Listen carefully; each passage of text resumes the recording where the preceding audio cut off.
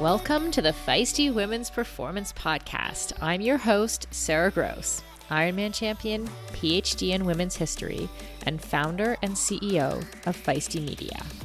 I started this show because I wanted to cut through the BS of diet culture and fitness culture and actually learn from high-achieving women at the top of their game who have figured out how to feel and perform their best at every stage of life.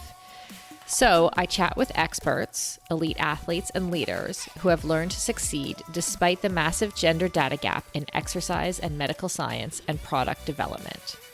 Every episode is filled with information, advice, and anecdotes that will help you fulfill your potential as an athlete, mom, leader, or business owner. And listen up. If you don't subscribe to our Women's Performance newsletter, you are definitely missing out. It's totally free. So head over to womensperformance.com and subscribe now. That's womensperformance.com. This podcast is a production of Feisty Media.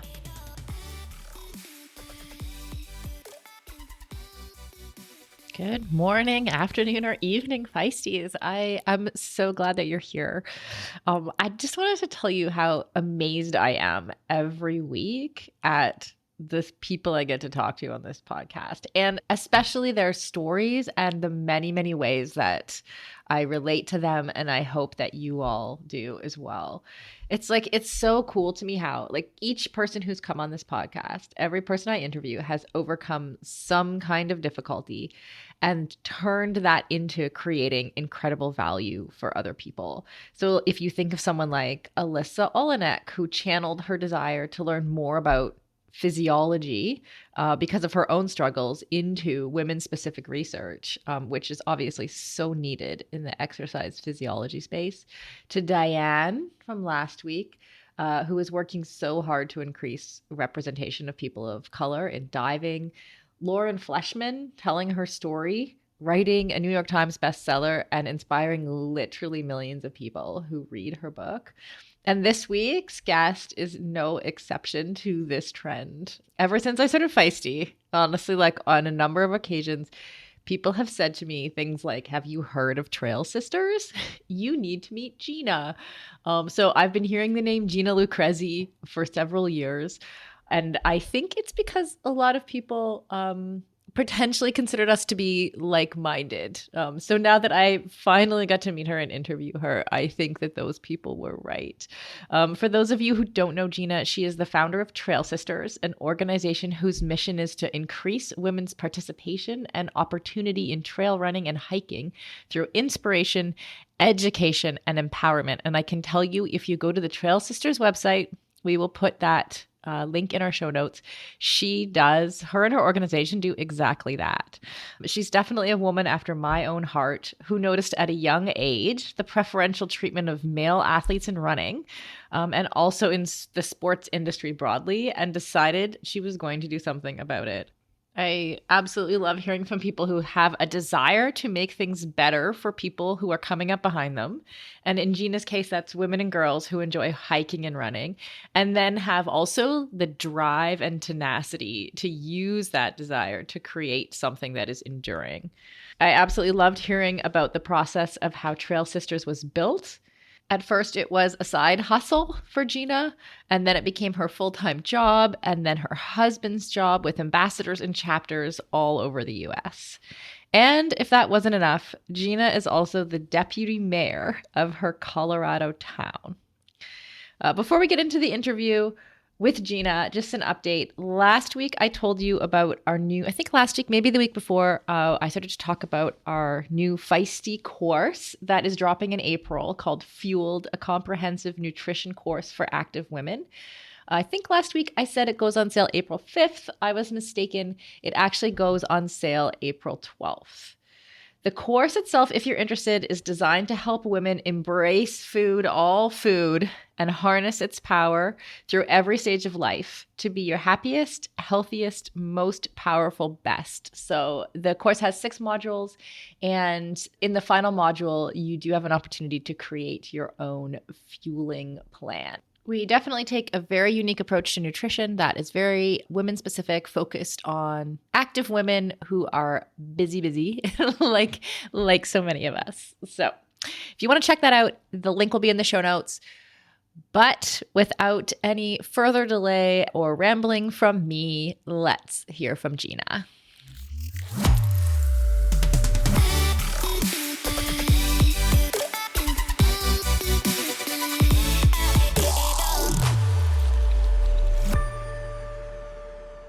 Gina, how are you? I'm doing well, thanks. How are you doing? I'm doing great. We just had a little technical snafu there a minute ago. So I'm glad that we made it back and we are now recording. I've wanted to talk to you for a long time, so very happy to have you. Well, thanks. This is exciting. I'm excited to share what I know and, answer any questions you have.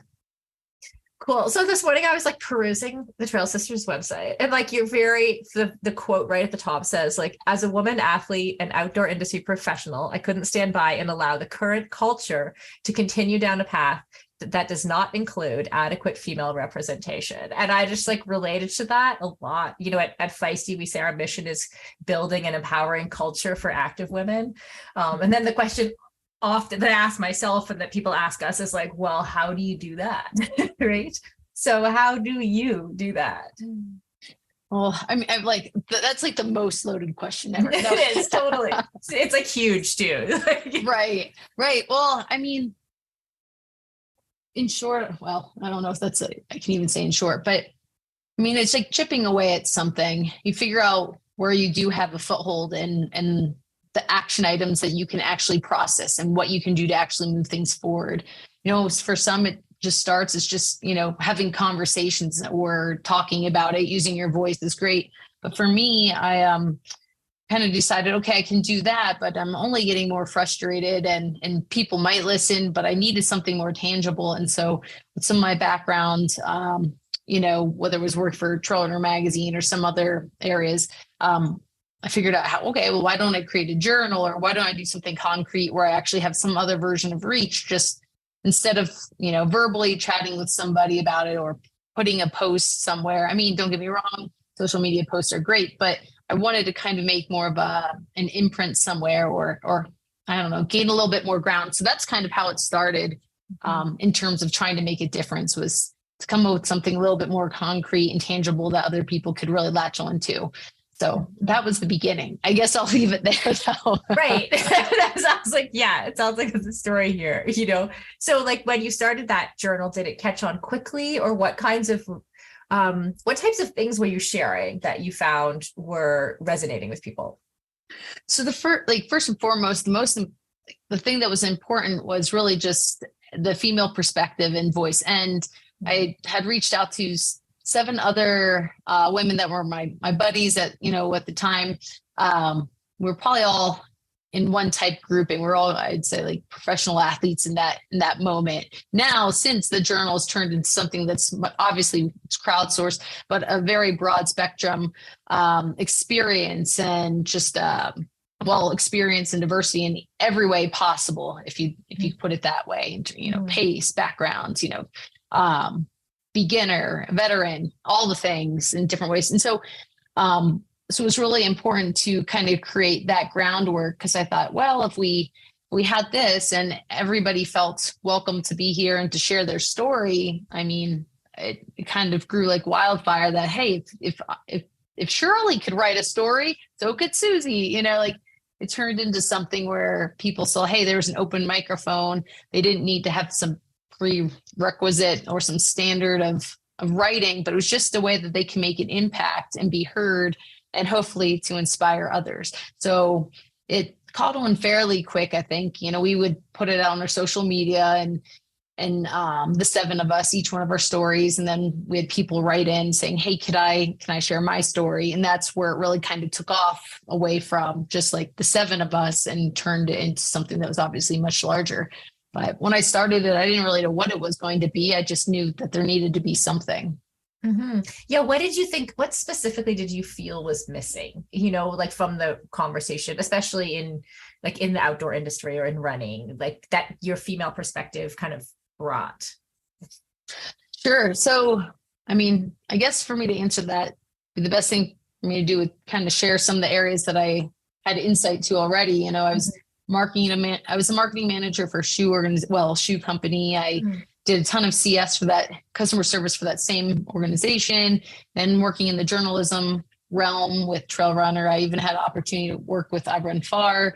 And then I did a lot of consultant work and being a contractor as well for different brands, for, you know, athlete management, other types of marketing projects. And then I ran professionally as well. So I kind of felt like I had this full circle scope of all the aspects of what would be the outdoor, the running industry.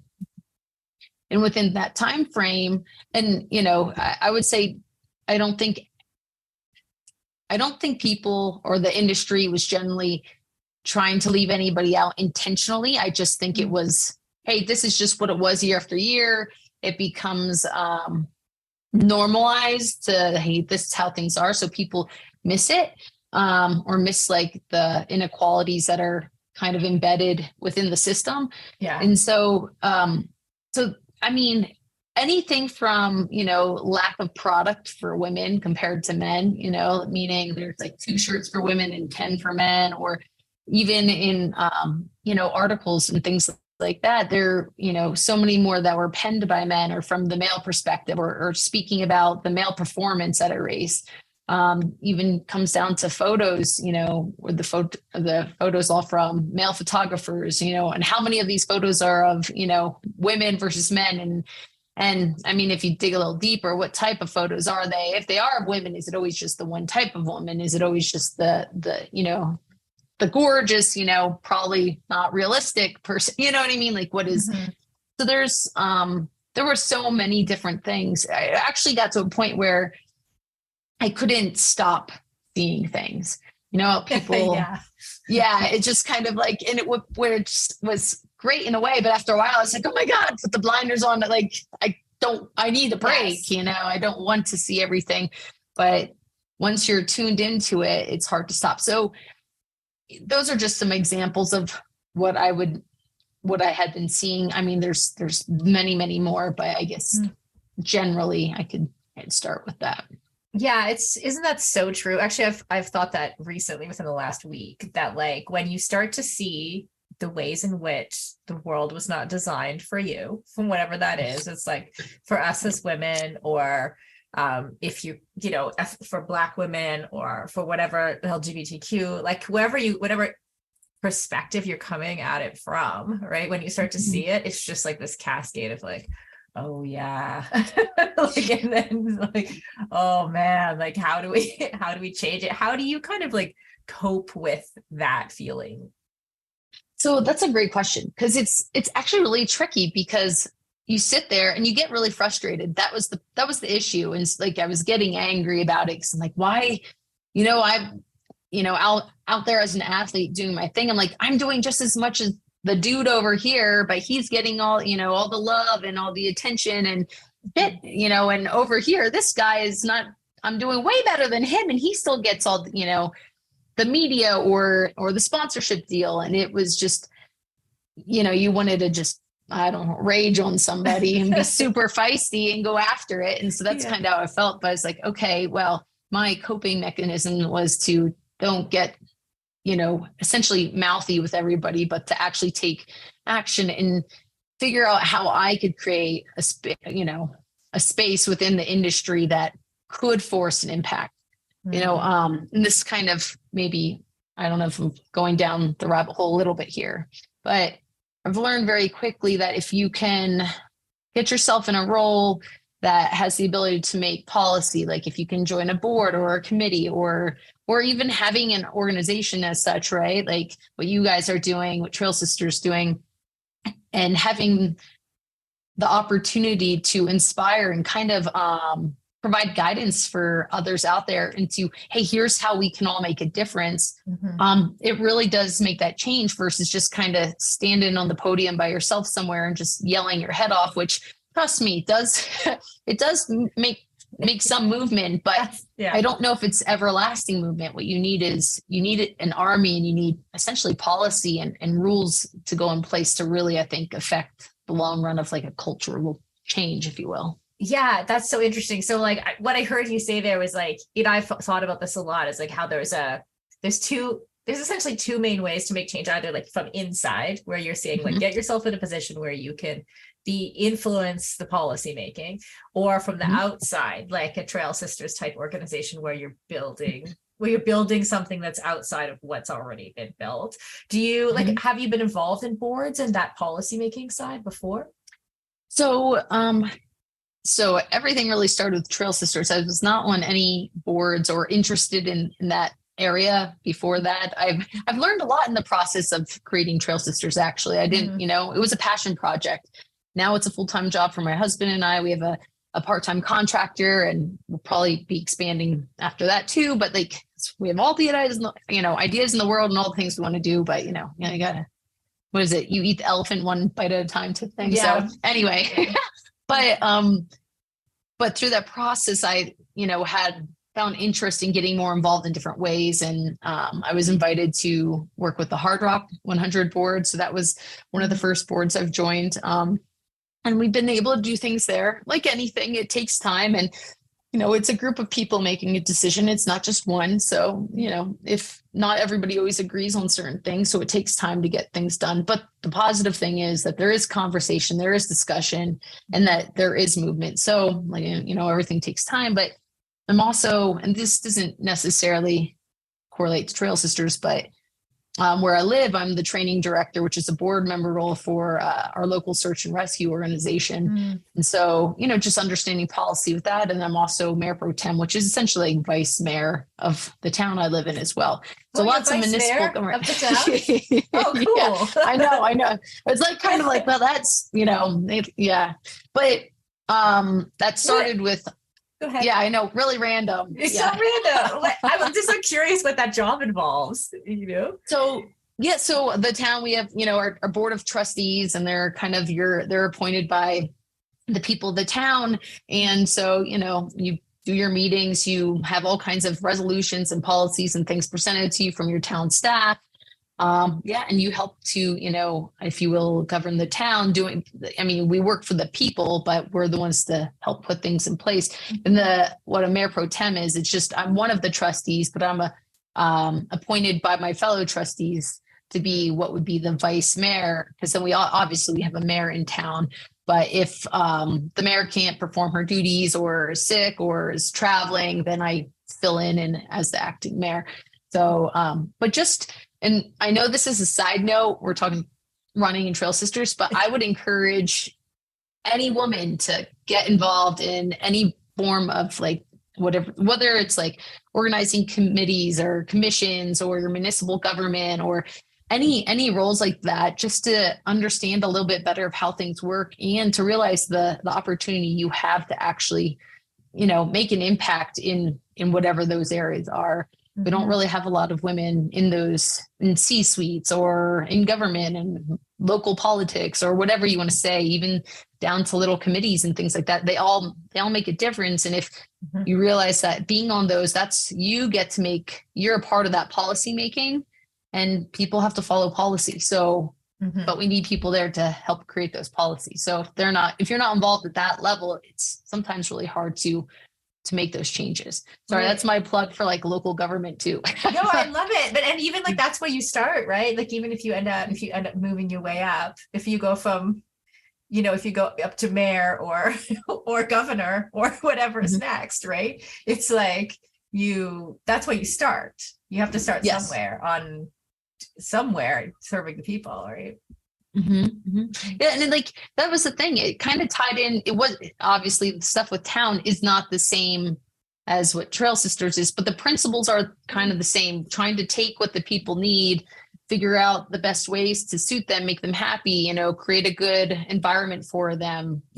Equity of all different aspects, and then put it into place with the ability you have using the resources or via policy and things like that. So it's kind of identical ideas, just very different topic matters. So, and to be honest, I live in quite a small town, Buena Vista, Colorado. When we say Buena Vista, we don't say Buena. And so somebody will listen to this and be like, Gina doesn't even know how to say it. Like, And yet you a got German- elected as vice mayor.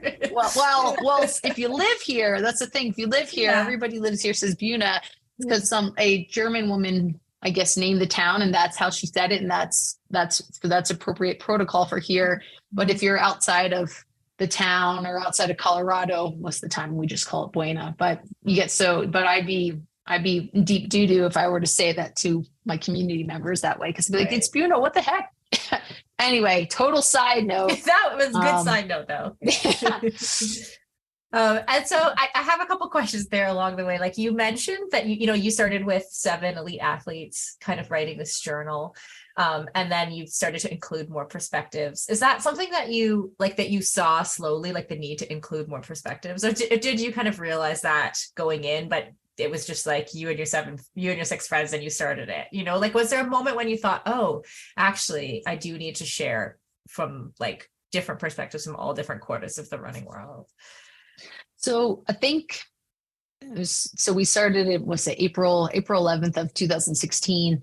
And I think it was just so anxious, sat down at my kitchen table that day and just like put my Squarespace site together, like went for it. And what I remember is that the idea was to start with this, with the ambition to grow and have more contributors or more people kind of share their stories. I didn't know who that would be yet, but I just knew I was like, okay, to get this going, I need at least 7, or whatever, a chunk of people that would do it. And I was looking for some people that had also, they were my friends. So that was fairly easy in trying to coerce them to do it. And they were on board with the whole idea. But also they carried a little bit of weight in terms of celebrity and, for running, if you will. So that was good to help get it out there. But as soon as we had people start to reach out that obviously weren't, maybe they weren't like an elite runner, I was like, this is great. It's reaching to somebody. And the idea right off the bat was we all have different perspectives and experiences. And I actually welcome that very broad spectrum of voice, even the way people type a story. Like, is it great to have something written by somebody that's, penned many articles in professional journals? Sure. But it's equally as amazing to have somebody that's never done any blog writing before. As the person that's actually reading it, there's so many people reading that. Some will relate maybe to this one style, but then some might relate to the other style. So having so many varied voices is, not only in what they're sharing, but actually also how they're writing is so important. So kind of realized that pretty early on. But when I first started it, I didn't know really who to ask. And, it was a little bit of like, I just know I need to do something. And as soon as the first person asked, that's when the floodgates open to be like, oh, okay, we can do more. It doesn't, maybe I just put a call out for contributors and see what happens. Okay. So. And over the last, I guess you've been going almost 7 years. Yep. This April. Whew. Amazing. Time flies. Yeah. Have you received any pushback? Yes and no. Nothing that's been like super, I don't know, super mean or super harsh. I think people that feel that way are either intimidated to maybe say something, or maybe deep down inside know that it's, the rest of the world is shifting as well. Like they can, decide that, hey, women don't have a place in sport, or they don't, deserve equity. But generally they don't take the time to share that, because there's so many other people a part of our organization that will kind of pile on them. So I think there's a little bit of a fear. It's not the right place. We're not the bear to poke. They can go and troll around in the little areas they want with other folks that are angry about it.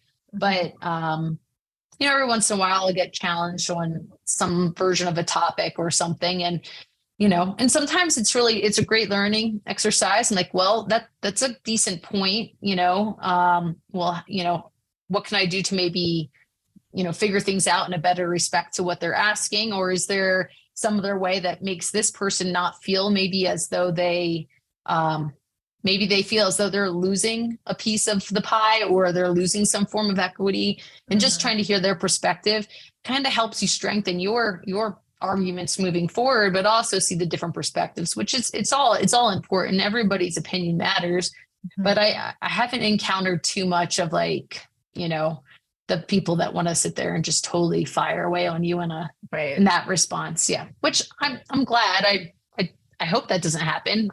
It could, but I might just ignore it if it's that mean. Yeah, well, that's what I always, if it happens with us, I always take it as a compliment. Like we're getting big enough to actually reach people who don't immediately agree with us, right? So if you want to tell me women's sports are boring all over my social media, I'm like, great, at least our post reached you. That's a good point. Was it like have you ever heard this one where people are like, it goes more with like professionals, like basketball or things like that. They're like, well, nobody watches it. That's why, and I'm like, so my undergrad degree is television film. And I'm like sitting here, I'm like, I've gone through all these, I'm like, yeah, people don't watch it because it's not on prime time when people have the ability to actually understand and enjoy and like latch onto it. You put it at, on random channels that people don't have generally, or they have to pay for it, don't even know about it. You don't advertise it. You don't give women the opportunity to become, in that limelight, so it's just funny. And you tell somebody that they're like, oh, I didn't think of it like that. I'm like, well, yeah. Yeah. But totally. Sorry. Anyhow. No, it's just I love what's happening in women's sports now, where you're starting to see like the women's games filling out stadiums, like in soccer and basketball, like you mentioned. And it's so exciting for I don't know, for those of us who were around in the 80s when we could only watch women like during the Olympic Games coverage or whatever. Right. Mm-hmm. Oh. But did you have a time like when you were a kid or a young person, like where you first kind of noticed or realized that women were underrepresented? Yes, but I realize it now. And at the time, I don't think I understood what I was feeling or noticing, if that makes sense. So totally. For instance, when I was in high school, I was it sounds really corny, but I was like a basketball manager. So I don't know, we had, boys basketball team, girls basketball team. And for some reason, I don't know if it was tied into like honor society, tried to do all these things, whatever. Anyway, but I remember being a basketball manager, and our high school was just kind of rebuilt a little bit. And so we had these new locker rooms for the men's team and the women's team or whatever. But they kept this old men's locker room that had been with the original high school for years, right? The paint's all chipping away and it's kind of funky and this little like cave-like feeling, like tradition and history had happened there, right? So anyway, we would have to cut up the oranges and, take their sweats back. So they're back in the locker room for halftime. Mm-hmm. Like the more I think about it, I'm like, oh God, it's just like, oh, it feels weird. Like, I can't believe I did this.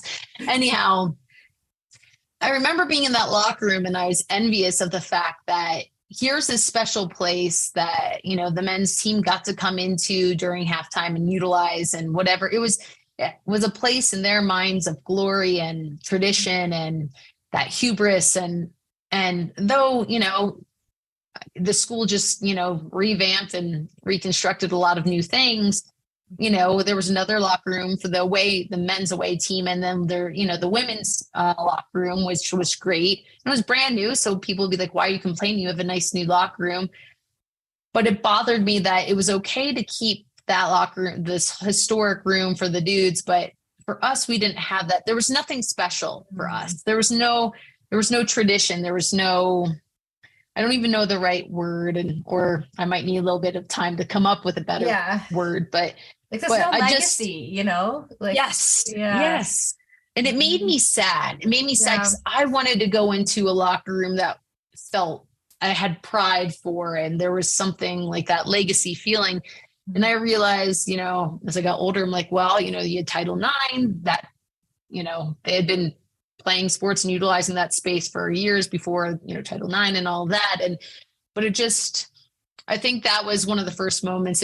I was depressing because I felt like there's nothing special like this for me. And I was a pretty accomplished high school athlete.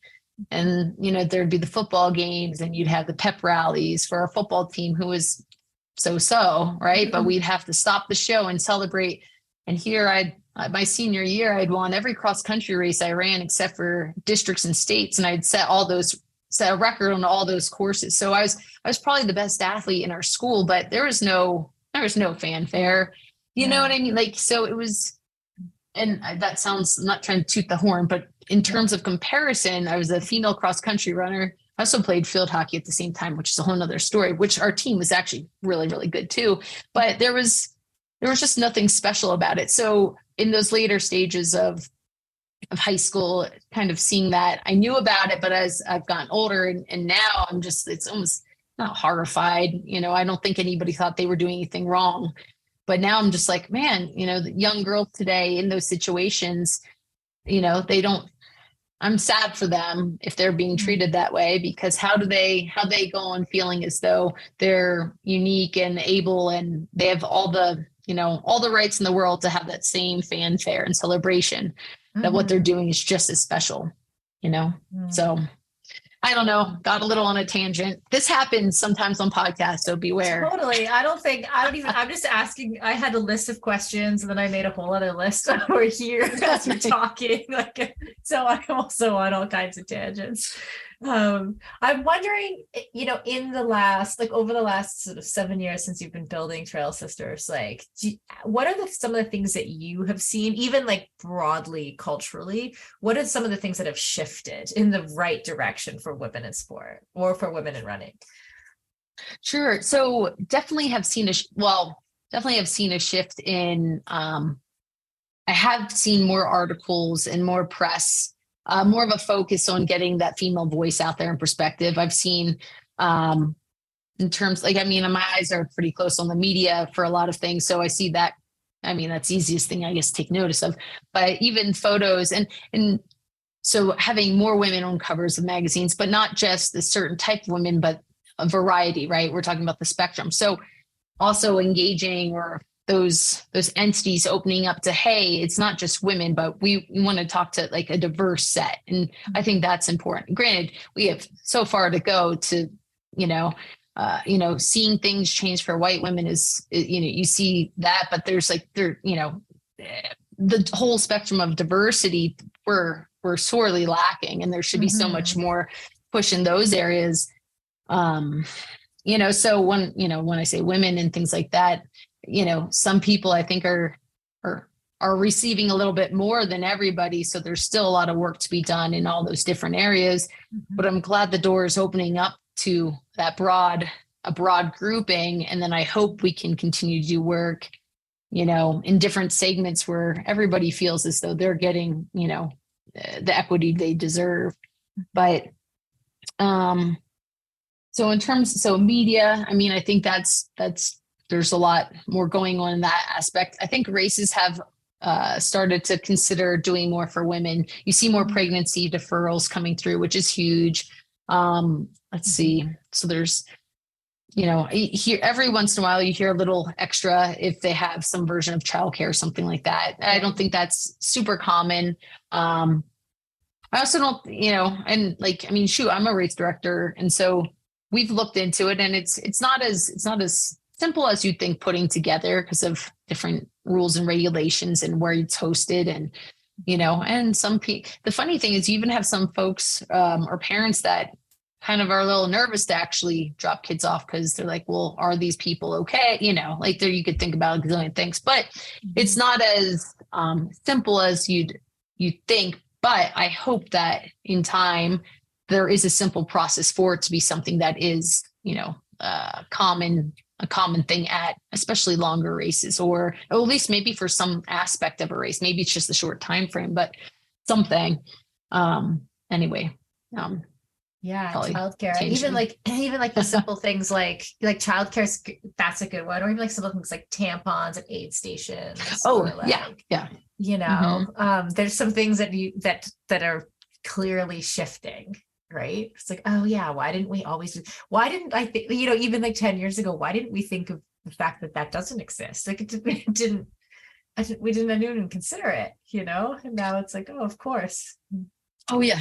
I mean, so we do the whole Trail Sisters approved thing. And so one of the standards is to have menstrual products on the aid station table, Cool. not like in a, first aid box somewhere hidden in the back of the truck, or, we wanted to have women to avoid the situation of having to try to find a female aid station worker and whisper in her ear, hey, do you have a tampon I can borrow? Right. So, Totally. Yeah. the funny thing is you have all this chafe cream out there that people are slathered and putting all over the place. And you can't tell me that's any different in terms of potentially like, like people say, well, I don't want to see that. It's, whatever, they have that mindset of it's dirty or something. And I'm like, are you kidding me? Every woman goes through this. And secondly, you have chafe cream that you're slathering in areas that are, I'm like, are you kidding? Yeah. Like, how is this? Come on, you're taking care of your man parts and we can't, heaven forbid. So Yeah. Totally. it just, okay for some and not for others. And so you just said Trail Sisters approved. So you have a way of kind of certifying races that are like, tell me about that. Sure. So a couple of years ago, we started what's called the Trail Sisters Approved Standards, and we came up with a list that was created with runners and RDs, and so it wasn't just myself and Justin, my husband, like just throwing these out here. So it was a group of people, and we came up with 5 standards that we thought that we wanted to achieve that we wanted race directors to embrace and to achieve this welcoming feel for any woman that comes to a race to be like, hey, okay, they have me in mind with their event. Mm-hmm. And what those 5 things are equal podium spots, top 3 for men, you have top 3 for women, equal prizes. So money goes to, top 3 men, top 3 women. If you offer apparel, say you're like free race t-shirt type deal that's given away, you have to offer a women's cut, and you can offer a men's cut or unisex, but you can't just offer unisex or just men's and say, hey, pick what size you want out of that to fit a female. Oh, you have to always offer a woman's cut. As a side note, I don't know if you've ever seen those companies that make quilts out of like race t-shirts. I don't know if you've ever seen that. There's so anyhow, but I always thought like, well, geez, we're keeping those people in business because for years it's always been like these unisex or men's size t-shirts. So you get these shirts and you're like, I'll take a small, and it's, it's just drapes. It's like a nightgown, Yeah. Yeah. So, I mean, it stinks. You essentially pay for that with your race fee, but you never get to really wear it. You don't get to really enjoy it. And here you could buy a quilt one day with all your oversized shirts, but so there's that. And then the menstrual products on aid station tables for, I think, anything that was over like a 10K or longer.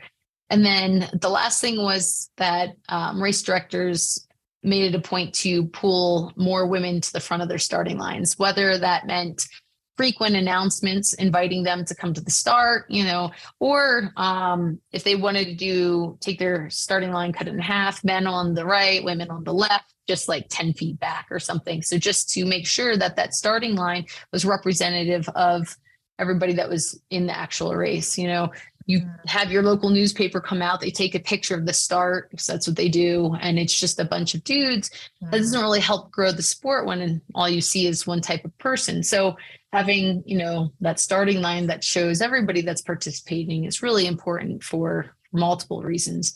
So those were our 5 things. And we kind of base off the honor system, to be honest. So you go to the site, you click the boxes, essentially say, I commit. Then after you do that, you get this little badge. You can use it wherever you want. This is all on our race calendar page as well. So then we'll put the little badge up automatically if they've listed their race. And all this is free. It's not, has nothing to do with money. We're just trying to, hey, what can we do that the race directors can implement at a like very simple and like no cost? I mean, shoot, they might have to buy, a $20 box of tampons or something. Or I don't, like, big deal, but it shouldn't be anything that's that hard for anybody to implement with their current rules or current situation. So that would hopefully be enough to make somewhat of an impact to show women that, hey, look, they did this, they respect what Trail Sisters are trying to do and just the space in general. So, and if the checks and balance on that is, if somebody goes to one of these races and there's, let's say they only hand out unisex shirts, but yet the Trail Sisters approved, usually we'll get an email back saying, hey, I was at this race and this wasn't happening, and then I can email the race director and we'll have a conversation. But, it's all for just to create a better situation for everybody. Nobody's looking to, we're not trying to have a witch hunt. We're not trying to, we understand these races are the livelihood of these race directors, or maybe they're nonprofits, but we don't want to upset their flow. But we're just, hey, maybe we can help you create a more welcome event to all the participants out there. And here's some easy ways how. Yeah, so. I love that approach. It's like so helpful, for people rather than like coming at them with a hammer. Yeah. Yeah. Well, sometimes you want to use that hammer. But... yeah, sometimes you do. Yeah, I agree. Endurance sports should be accessible to everyone, right? That's why we are so excited to be partnering with Motive. Motive is one of the fastest growing training apps in the world today, with thousands of amateur athletes signing up every month and a nearly perfect 4.9 star rating in the App Store. You are not a template, and your training plan should not be either. Prepare for running races, triathlons, cycling events, duathlons, or swim runs, however your season schedule shapes up, and get training written by some of the best coaches in the world in each discipline who know what it takes to help amateur athletes reach their goal on race day. The app takes the training written by those experts and then creates the most optimal training plan for your schedule, abilities, and goals. Plus, the training is fully customized to your race schedule, how much you can train each week, your current abilities, and the goals you want to achieve in your race. You can use the app for free as long as you want, or get all the upgraded features from the app for just $19.99 a month.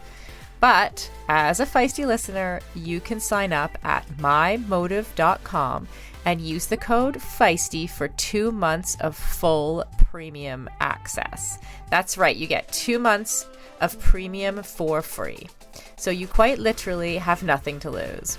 So head over to mymotive.com, mymotiv.com, and use the code Feisty, Feisty. And on a personal note, I know the founder of Motive, and he is driven to make triathlon and all endurance sports more accessible for the athletes who care about their performance, but who aren't quite ready for a full-time personal coach.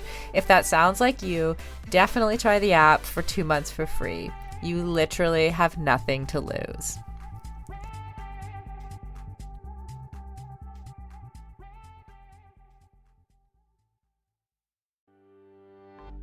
As we head into summer, rest and recovery are critical for improving sports performance, reducing stress, and living a long and healthy life.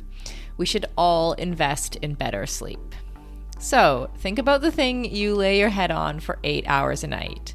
If it's not exactly right for you, it can lead to needless tossing and turning, or worse, have you waking up with an unrelenting kink in your neck. My new Lagoon pillow has helped me improve my sleep immensely by pairing me with the performance pillow that has everything I need.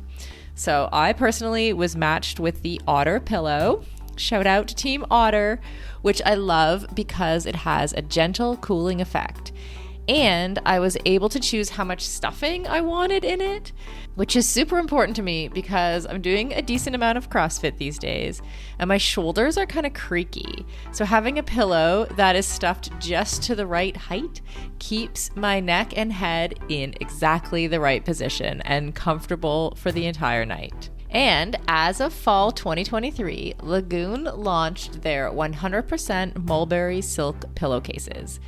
It's cool to the touch, buttery soft, and great for your skin and hair. You've got to go check out this pillowcase if you want to feel great and look great every morning. Waking up for morning workouts has never felt better. I'm refreshed and pain-free thanks to my Lagoon pillow. To check it out for yourself, go to lagoonsleep.com/performance and take the 2-minute sleep quiz to find your perfect pillow match. and then use the code PERFORMANCE for 15% off your first purchase. That's code PERFORMANCE at lagoonsleep.com/performance, whole 15% off, and the link is in the show notes. You can just click through there.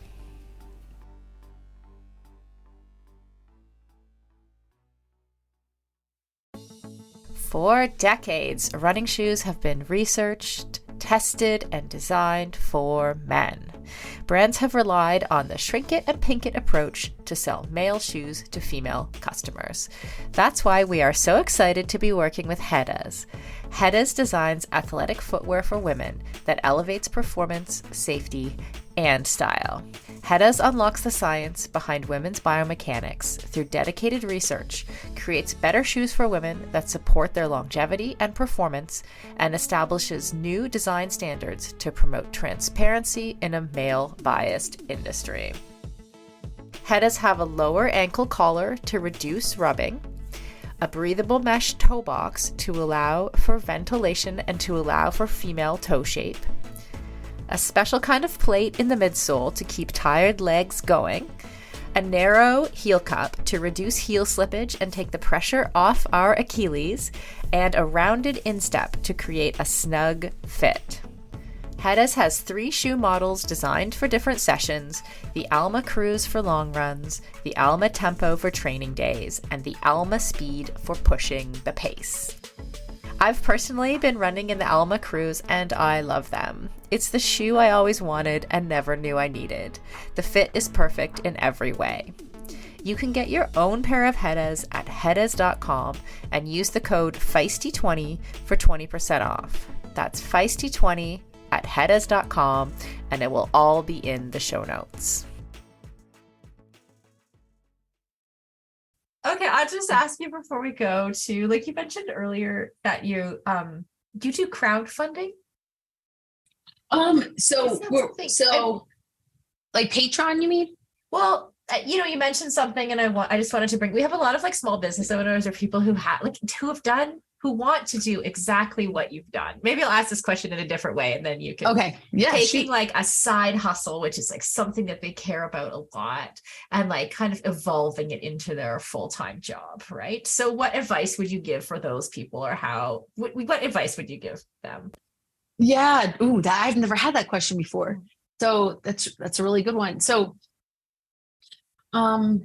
I guess the best way, my advice, I could just explain what we did. Didn't know this was going to turn into a full-time job. And all I wanted to do was, it was something I was passionate about. And I just wanted to provide people with opportunities to enjoy the sport more and feel welcome. There's no financial anything tied to it. Mm-hmm. And I think what I'd say to people that want to make an impact somehow, you don't do it. You never do it for the money. If the whole intent to do it is just to make money, then like go sell a product, do something different. But if you want to make an impact, or you gotta be serving a purpose that's larger than the financial aspect. Like I said, I had no idea this was going to be a job. I assumed I'd be working in the outdoor industry for a brand, doing something, maybe marketing, whatever. That's the path I thought I'd be on at this point, or where I'd be right now. But, in starting this and seeing everybody's appetite for more, and that I didn't know, I knew there was a void. I didn't know the void was as big as it was. But then, we decided to make trucker hats, and, it's like, well, hey, this helps pay for the cost of the Squarespace site, So we started doing little things, and next thing you know, I think we have a Patreon account, that if people want to donate something, great. But we, with the merch we sold, that was kind of a main way for us to have some, I guess, like how we made some money, if you will, or how we could upgrade to a WordPress site and things like that. Right. And so, but, everything we did we're not trying to sell a product. We're creating things that hopefully help the community. The community likes it. If they want to support us, they can. I think it's really different when you take the approach of, hey, I really like baseball caps, and so I'm going to make really cool baseball caps, and then I'm going to sell them, and then hopefully I get a community to support my selling of baseball caps. Mm-hmm. Like, I think that's much harder. If you have a product and you want to sell this product and then grow a community, it doesn't work. It's a lot harder to do. So we kind of had, well, I don't say accidentally created community, but we did. We created a community, and the community really appreciated what we were doing out of, the goodness of our hearts and our time and energy. And they started contributing in different ways to what we were doing, which helped us turn it into a business. Mm-hmm. So I don't know. I'm always like, hey, follow your passions. And I mean, I think sometimes doing those things, if you're out to, I don't know, solve a cause or help something like that, sure, you might need funding to get things going, but let things like that come to you. And, I crowdsource things is, I mean, they're great. And I just get nervous if you have to rely on all of that just to make it happen, it can be quite hard. I think trying to convince people to pay you to do something like that is tough. I think sometimes if you're there already presenting them with something you've created and they want to give to you, it's a very different mindset and kind of aspect of funding. I don't know if this is making any sense. It is. But yeah, like, I mean, a lot of the stuff we do it's totally free. Sure, there are some things that, yes, at this point, we need to put food on our table, and we've grown enough that we do have to come up with funding. But a lot of what we do is like, obviously, it's a crowdsourced platform in the sense of people contributing articles. We'll send them a trucker hat, but I can't pay them for their article. And it's, if they want to share, they can. If they don't have to. It's totally up to them. I will say that I've been contacted, people that contribute. Sometimes we have all kinds of people that read our articles, and then I actually had somebody reach out to me from the Today website, like the news organization. They read an article and they want to get a hold of the writer to ask them questions because they were taken by their, I've even had brands telling me before that, yeah, we see that the folks that are really involved with Trail Sisters, those are the people that, when we're looking for ambassadors, stand out. So, there's some cool stuff that can come along with it. We can't pay people, but I think when you do good work from your heart and you want to make change for the better, things sometimes things can come along. So I feel like we've just gotten lucky with kind of what we've done with Trail Sisters, and the community is what kind of turned us into, I guess, a business, if you will, because it wasn't something Justin didn't work full time until about 2.5 years ago. So I was just trying to scrape things together. I remember him saying to me one time, he's like, are you just going to do this? Are you going to like go get like another type job? Or are you getting a real job? What's going on? And it was funny. I understood what he meant. He was actually, at the time, he was the sales director for Ultimate Direction in the USA. And so I understood what he was saying. But I was like, well, I think there's something here. And I was happy doing the contract stuff because I did that simultaneously. But then Trail Sisters got large enough that I was like, okay, I'm going to do this full time. And ironically, then a couple of years later, he's like, oh, well, it looks like maybe we need 2 full time. So now he works for me. And this is after no, he's great. I couldn't do it. Trail Sisters wouldn't be what it is without him. He does all the IT tech, like back end of the website type stuff. And he prints all of our gear. Actually, there's another thing. If you're trying to start a business, you work your tail off and you figure out all the ways you can cut the corners in spending extra money. We make our own merch instead of, we used to get it done at big printers. And I mean, if you have to, that's fine. But we realized that we might have the time and ability to do some of that ourselves. So we create our own trucker hats. So we have a vinyl cutter and a heat press. Having somebody do that, cost us a couple more dollars. That way, when we sell it, we're able to retain a little bit more. And you do that stuff, it adds up. So you try to find those things. We also work a lot harder, many more hours than maybe some normal people, but you sacrifice and you figure things out. But at the end of the day, if you really love what you're doing, and if it allows us to, hey, I don't feel like working tomorrow on a Wednesday, I can do what I want to do. Those are the trade-offs. But then sometimes I'm working till 10 o'clock on a Saturday. So yeah, exactly. Anyway, that's a whole lot of stuff that's all over the place, but yeah. I loved what you said about something I really relate to as well, like building community. first, right? And that's where like, because for me, we've had the same journey with Feisty too, where it's like thinking about like, yes, we're a business, we want to make money, but like actually knowing what we want the money for, right? Like really, it's like not trying to make money to pay ourselves more necessarily. Well, maybe sometimes like before when we weren't making any money. You gotta live. Yeah.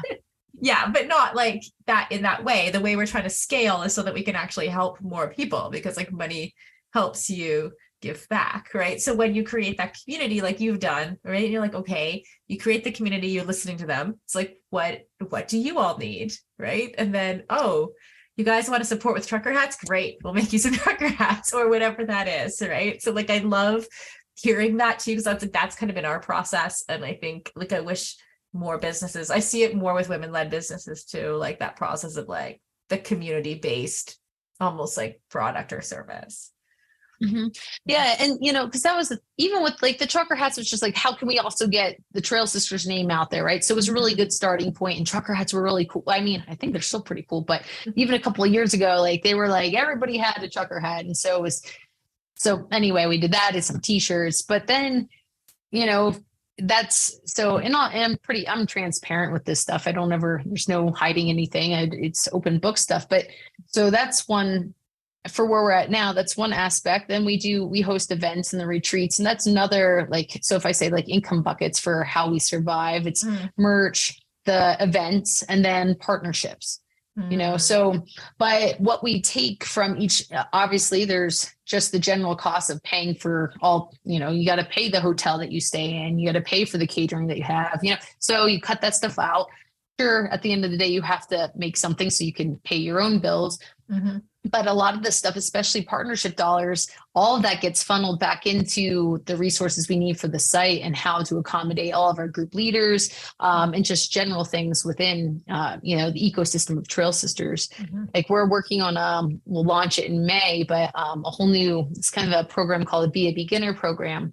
And it takes some time and energy to gather all of that, but it will be a free program that will be presented to all of our local groups. The local group leaders will actually be able to host these, but then we'll also have a digital component that anybody that, wants to, go through these courses and enjoy this information is able to. There's no paywall or anything. It's just there for them to enjoy. So cool. So essentially, like, like what you said, it's like, yes, to further and to grow and to do more for your community, at a certain point, you do need to gather funds, because it's hard.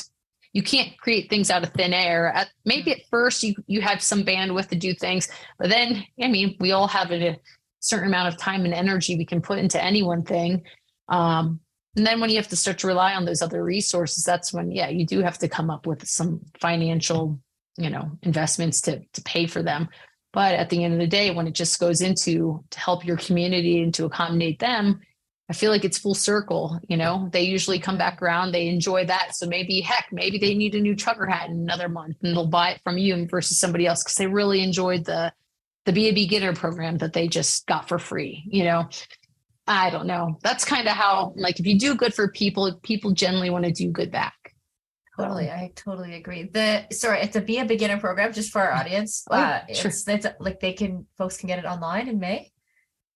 So we're working on right now behind the scenes stuff. We host our race directors for the Lake Sonoma race events in April. So once that's over, then we get to kind of go full steam ahead on finishing up this program. It's called Be a Beginner, which will then be launched in May. So it'll be on our site, probably mid-May timeframe. But the idea behind it is to knock down every barrier there is for folks that have never run trails before, or maybe they were never runner before, or they were a road runner, have never done trails, whatever it may be. But just having some simple courses and basic information, understanding of kind of different aspects within the sport, whether it's, just what is trail running, basics on gear, basics on nutrition, technique, trail etiquette, some simple safety stuff. So, or awareness, I should say. So simple courses, but what we're crafting will be able to obviously have a digital component. So people that aren't in the Trail Sisters local group can still go on the website and enjoy it just by reading through everything. But for our local groups, the leaders will be able to take all of this information and host about an hour and a half to 2 hour, just meetup event, maybe once per quarter or twice a year, and just have folks that have heard of the group but have maybe never shown up because they were worried about it or didn't understand. So they could go to that one, meetup and try to get more information. And there's no running involved in this actual course for the in-person stuff. That's even a barrier to start with. If you don't know anything about it, super scary to then go to a meetup group when you're like, well, are they going to leave me? Am I fast enough? Like, I don't know if I can go that far. Maybe I just won't go. So this is more of a conversational social event versus an actual running event, but it's to talk about running and hiking. So that's kind of the premise. That's not so much a nutshell explanation, but I love that. Anyhow. Okay, so where can we find you? How can we follow Trail Sisters? Sure. So simply, if you just Google Trail Sisters, you'll find us, but trailsisters.net or .com, on Instagram, trail_sisters. And other than that, if you just remember the word Trail Sisters, you'll find it. If you just put it in your browser. So in Google and it'll come up. Yeah. Amazing. Yes. So cool.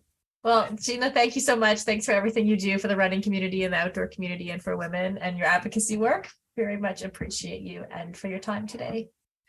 Oh yeah. Well, thank you. Thanks for everything you're doing. It takes organizations like ours, I think, to really make change. And the more of us, the more people that can do things like this and the communities that are, support us, the better. So kudos to you as well. And I really appreciate the opportunity to be here with you today. So thank you. Awesome.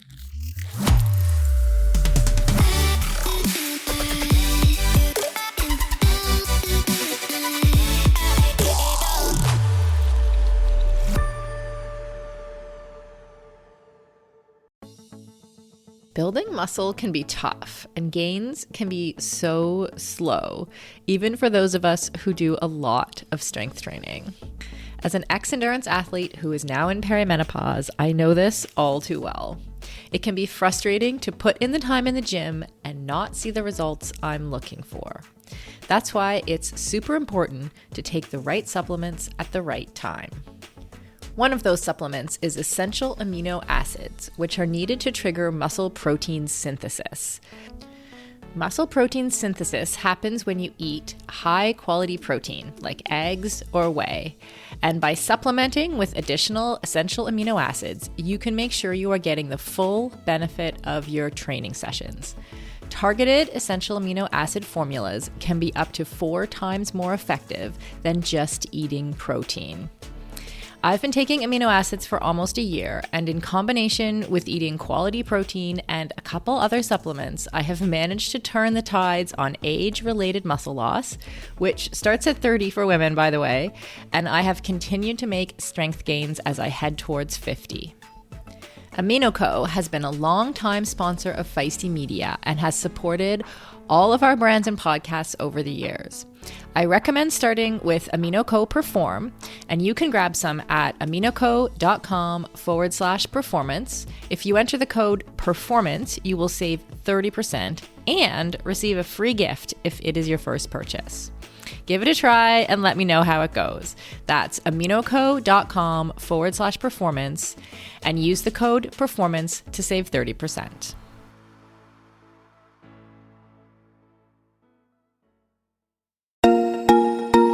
As a lifelong runner and triathlete turned CrossFitter, I am stoked to announce that the athletic eyewear brand Tifosi Optics has joined us as a partner here at Feisty Media. Tifosi sports glasses hit all the marks for athletes. They're shatterproof polybicarbonate, so the lenses not only reduce glare, but also offer scratch resistance, which I 100% need. They stay in place when you are moving. The hydrophilic rubber nose pads actually get more grippy the more you sweat, so they are secure and don't slide down your face even when you're running in hot conditions. No matter what sport you do, Tifosi has shades for you. Whether you love tennis, fishing, pickleball, running, cycling, or just hanging out on the beach. They are super reasonably priced, which I love, so I can have multiple pairs that go with any outfit. And of course, Feisty listeners get a special discount. So head on over to TifosiOptics.com and use the code FM20. FM as in Feisty Media to get 20% off your order. That's FM20 at TifosiOptics.com. I'll put a link in the show notes to make it easy for you.